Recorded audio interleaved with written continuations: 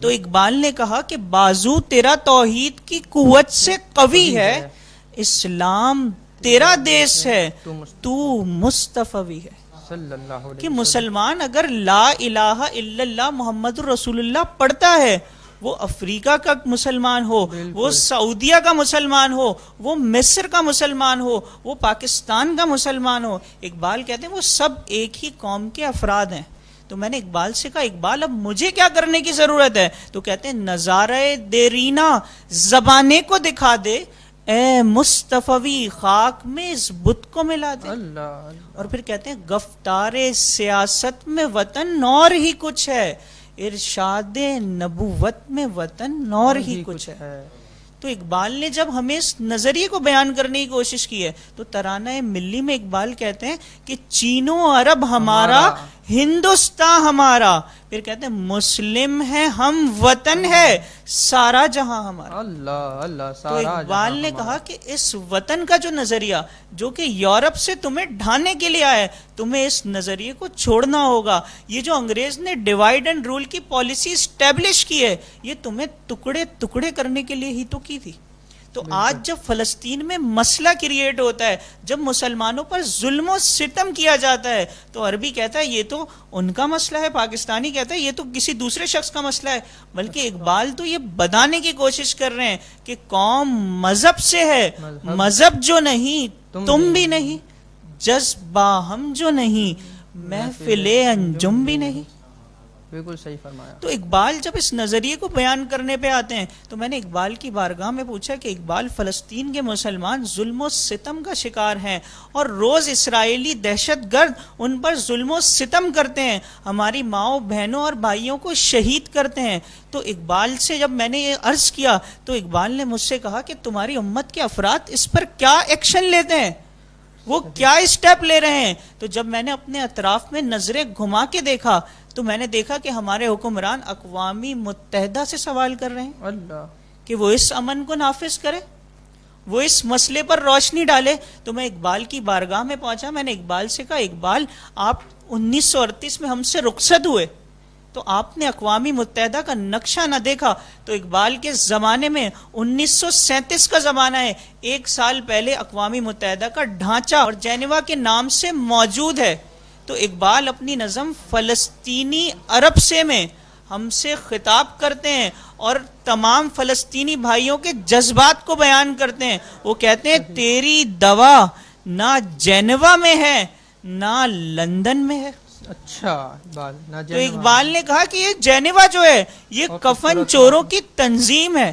علامہ اقبال 1937 میں اپنی نظر فراست سے اس وقت اس کے کردار کو دیکھ رہے تھے. کیا بات ہے. اقبال نے یہ بتانے کی کوشش کی ہے کہ میں تجھ کو بتاتا ہوں تقدیر امم کیا ہے. کہ اقبال نے جب ہم نے اقبال سے سوال کیا کہ اقبال قوموں کی تقدیروں کا فیصلہ کیسے ہوتا ہے، اقبال قوموں کی تقدیریں بنتی کیسے ہیں، تو اقبال نے اس کا جواب دیا کہ میں تجھ کو بتاتا ہوں تقدیر امم کیا ہے، شمشیر و ثنا اول طاؤس و رباب آخر. اور اقبال نے جب نصیحتیں کرنے پہ آئے تو امت کے افراد کو یہ بتایا ہے کہ غیرت ہے بڑی چیز جہاں نے تگو پہناتی ہے درویش کو تاجے سر دارا، اور دی ہاتھ سے دے کر اگر آزاد ہو ملت ہے ایسی تجارت میں مسلمان کا خسارہ. اور اس حال کی سچویشن کو اقبال بیان کرتے ہیں کہ دنیا کو ہے پھر مار کہے روح و بدن پیش، تہذیب نے پھر اپنے درندوں کو ابھارا. اور امت مسلمہ کے 57 حکمرانوں سے خطاب کر رہے ہیں، کہتے ہیں اللہ کو پامردیے مومن پہ بھروسہ، ابلیس کو یورپ کی مشینوں کا سہارا. پھر اس کے بعد کہتے ہیں تقدیر امم کیا ہے کوئی کہہ نہیں سکتا، مومن کی فراست ہو تو کافی ہے اشارہ.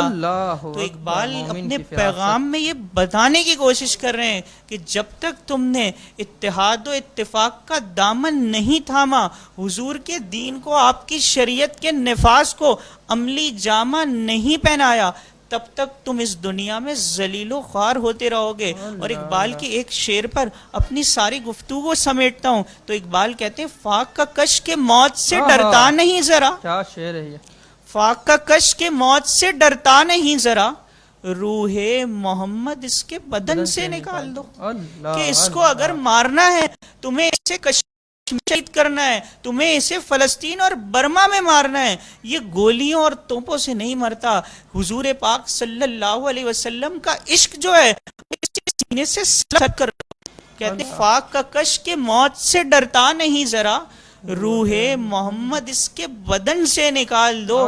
اور فکر عرب کو دے کے فرنگی تخیلات, اسلام کو حجاز و یمن سے نکال دو. اللہ اکبر. اور پھر کہتے ہیں کہ اقبال جب یہ امت مسلمہ کے لیے اتنی خوب ایمان سے بھرپور باتیں کرتا ہے تو شیطان کے جو مقاصد ہیں ان کے مقاصد میں ایک مقصد یہ بھی ہے کہ اقبال کے نفس سے ہے لالے کی آنکھ تیز, ایسے غزل سراق کو چمن سے نکال دو. اللہ اکبر. یہ جو اقبال نے شیطان کے چیلوں کو جو مشورے دیے گئے تو اس میں یہ ساری چیزیں تحریر کی ہیں ون بائی ون. بالکل. تو میری تمام گفتگو کا خلاصہ اس پوائنٹ پر آ کے ملتا ہے کہ اگر آپ نے اتحاد کی بات کرنی ہے, اپنی بقا کی بات کرنی ہے, تو امت مسلمہ کو اتحاد کا دامن ہاتھ میں تھامنا پڑے گا. اللہ اور اس کے رسول کے احکامات کو اپنے سینوں میں پیوست کرنا پڑے گا اور اس تعلیمات سے پورے عالم کو منور کرنا ہوگا.